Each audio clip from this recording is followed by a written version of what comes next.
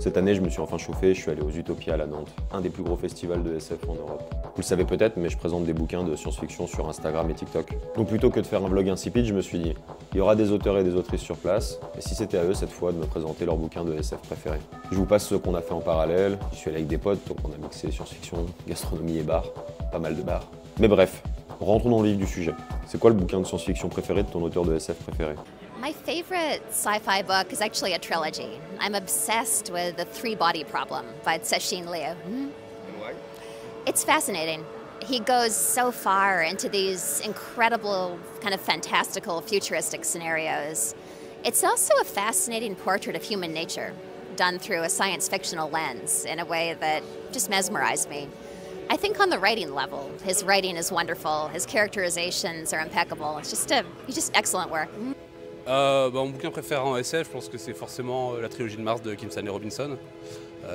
C'est un bouquin que j'ai lu et relu plusieurs fois depuis que j'ai 17 ans, entre 16 et 17 ans.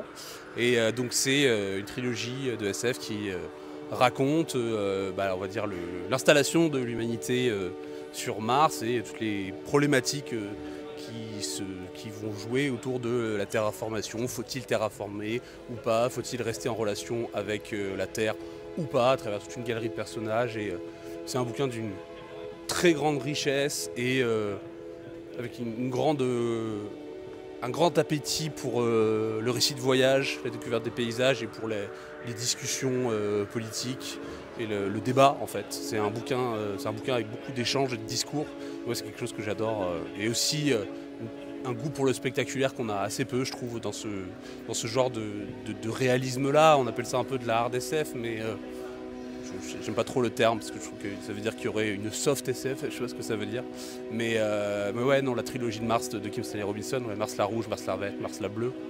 Je pense que ce que je préfère, c'est le vert, celui du milieu, même s'il y a des passages incroyables dans les trois. Je vais parler de Tonnerre après les ruines de Florian Soulas qui vient de sortir. Ce que j'aime bien dans cette SF-là, c'est que donc on a des monstres dans un monde un peu post-apo et c'est du point de vue des monstres aussi. Et c'est ce que je trouve super intéressant en littérature toujours, c'est de se mettre du point de vue du monstre, de celui qui est autre, qui n'est pas humain, celui qu'on rejette de notre humanité parce qu'on estime que son opinion, sa manière de faire, son identité ne nous correspondent pas. Et là, qu'est-ce que ce monstre-là pense? Comment est-ce qu'il vit les choses? Je trouve que voilà, c'est un exercice d'empathie et d'humanité qui est nécessaire. Mon roman préféré en ce moment, c'est une novella de Robert Zelazny qui s'appelle Le temps d'un souffle, je m'attarde, et qui parle de qu'est-ce que l'humanité. Et on se trouve sur une planète, en fait on se trouve sur la Terre, mais il n'y a plus aucun humain. Il reste que des robots à l'hémisphère nord et l'hémisphère sud et qui sont censés en fait, gérer la rénovation de la Terre pour pouvoir faire revenir les humains. Et en fait un jour, il y a une avarie système et un des robots développe une espèce de personnalité. En tout cas, il développe une envie de découvrir des choses et il se met à déterrer des restes de l'humanité et à se poser des questions sur qu'est-ce que c'est que les humains. Et en fait, à force de s'intéresser aux humains, il va se dire qu'en fait, il aimerait bien être humain. Et du coup, se pose la question de qu'est-ce qu'être humain. Et donc, il demande à tous les robots, c'est quoi être un humain? Pourquoi on n'est pas des humains? Comment on devient un humain? Et la réponse de Zelazny, c'est l'art. Il dit, il faut que tu crées de l'art, il faut que tu ressentes l'art, et c'est ça qui te fera de toi un humain. Et du coup, ce robot-là va partir en quête de son humanité, et ça pose plein de questions sur nous. Et en plus, la question de l'humanité, c'est quelque chose que j'explore dans tous mes romans. Genre, où est-ce qu'on met le curseur entre l'humain et l'IA, entre l'humain et le monstre?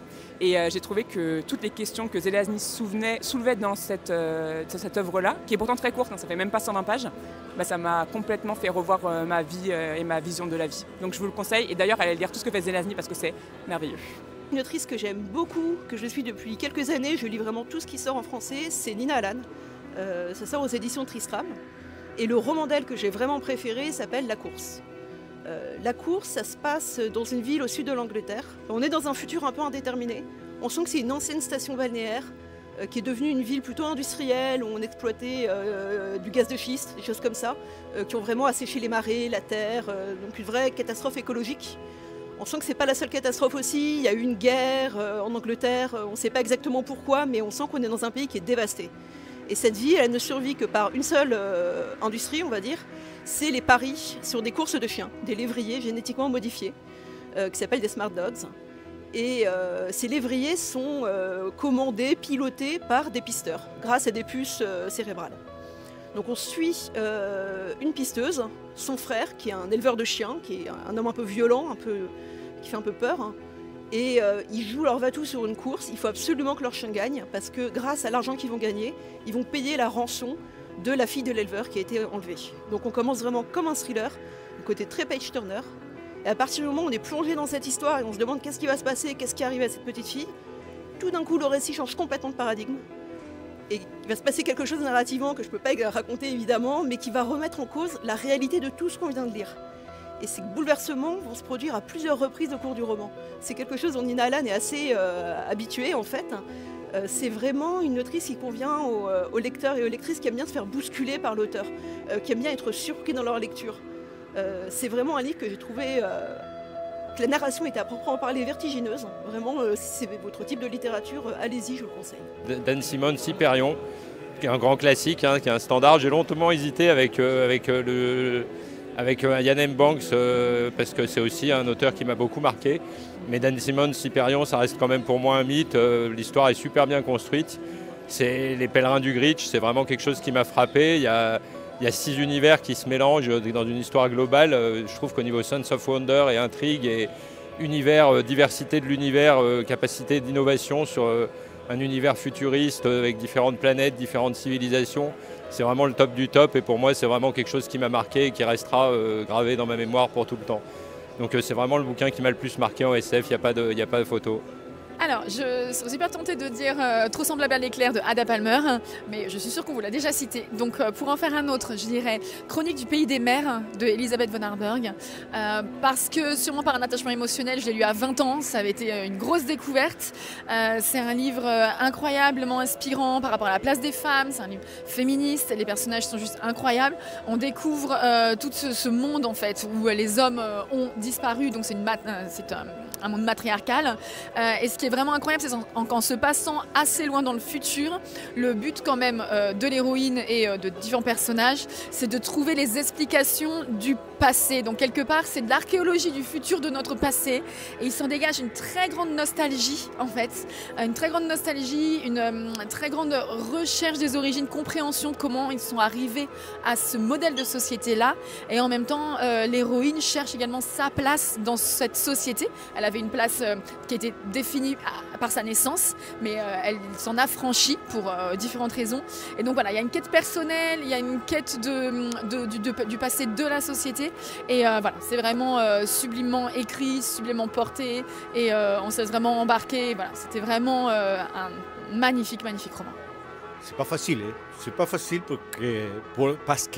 porque uno ha leído muchos libros que lo han conmovido. Primero que nada eso, el libro que más me gusta es aquel libro que más me ha conmovido. Ese es una regla importante para mí. Los libros tienen que conmoverme. ¿Qué es conmoverme? Moverme al interior, eso sería conmoverme, ¿no? Y dentro de eso, lo que he pensado últimamente es en el libro Ensayo sobre la ceguera de José Saramago.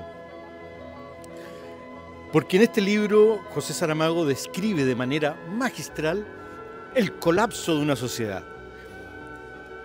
Pero lo describe a través de los ojos de un personaje y a través de los afectos. Uno está absolutamente comprometido con los personajes principales de la novela y va sufriendo con ellos este colapso social. Eso es muy interesante. Y otra cosa interesante es que en este colapso, que es externo, que es de la sociedad, y es interno de quienes habitamos esa sociedad, solo hay algunos que se mantienen en pie. Y aquí Saramago hace un acento en cuáles son las cosas importantes que nos mantienen en pie y que nos hacen ser humanos y que son los componentes esenciales de nuestra relación social. Eso es muy interesante para mí. Y yo hago la conexión también con lo que yo intento escribir, con mis libros, donde también describo mis dos novelas de ciencia ficción o distópicas, donde describo colapsos sociales. Y también intento, así como el maestro Saramago, de hablar a través de los personajes y de su intimidad para comprender este descalabro inmenso social. Y algo más que quería agregar, o ya es muy largo, sigo. Algo más que quería agregar es que Es increíble cuando uno lee estos libros, este libro de José Saramago, la fragilidad en la que está construida la sociedad. Y la fragilidad es tal que yo creo que no hay que pensar en ella, hay que seguir viviendo hacia adelante sin pensar mucho, porque es tan delicado sobre lo que estamos construyendo nuestra sociedad, que es mejor vivir en esta inocencia a veces de que estar pensando que cualquier piedra que removemos podría destruir esta construcción que hemos armado entre todos. Je ne vais pas parler forcément de mon bouquin préféré parce que c'est compliqué d'en choisir un, mais je peux te parler tout simplement du dernier que j'ai lu ou plutôt que j'ai relu. C'est Loterie solaire de Philippe Cadic. C'est son premier roman et c'est quelque chose d'assez formidable parce que c'est un roman qui date des années 50-55 je crois si je ne m'abuse, donc ça date énormément. Et ça ne se sent pas du tout, ça n'a pas pris une ride.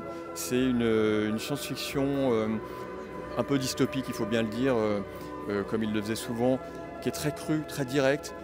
Presque cyberpunk d'une certaine manière. Tu as un peu l'impression de lire Neuromancien de Gibson, alors que c'est pourtant écrit 30 ans plus tard. Et là-dedans, il y a des idées extraordinaires, comme souvent il y a chez Philippe Cadic, des idées que seul lui pouvait avoir, qui fait qu'il a très souvent été adapté au cinéma, d'ailleurs parce que ses idées sont absolument incroyables. Et surtout, il y a une construction narrative et temporelle, une espèce d'astuce finale, de ruse narrative qui est absolument géniale. Donc je me demande même si je ne vais pas me refaire maintenant toute la bibliographie de Philippe Cadic parce que ça m'a donné envie de tous les relire quand même. Fahrenheit 451 de Ray Bradbury, j'ai lu la version en espagnol au Chili, me touche très fort, spécialement pour... il y a différents niveaux, non? Ce n'est pas seulement la science-fiction, la dystopie, c'est aussi la lutte pour la mémoire. C'est important le sujet pour un latino-américain, c'est un champ de bataille, hein? La mémoire toujours, il faut reconstruire tout le temps.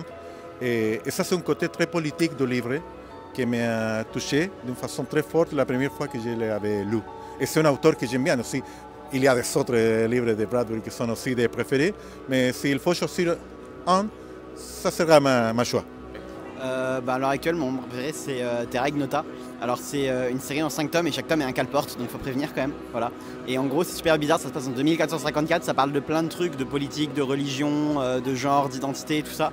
Et en gros le narrateur c'est un forçat qui est aux travaux d'intérêt général à vie pour un énorme crime et on ne sait pas ce que c'est au début de l'histoire, heureusement parce que si on le savait on lirait pas le livre.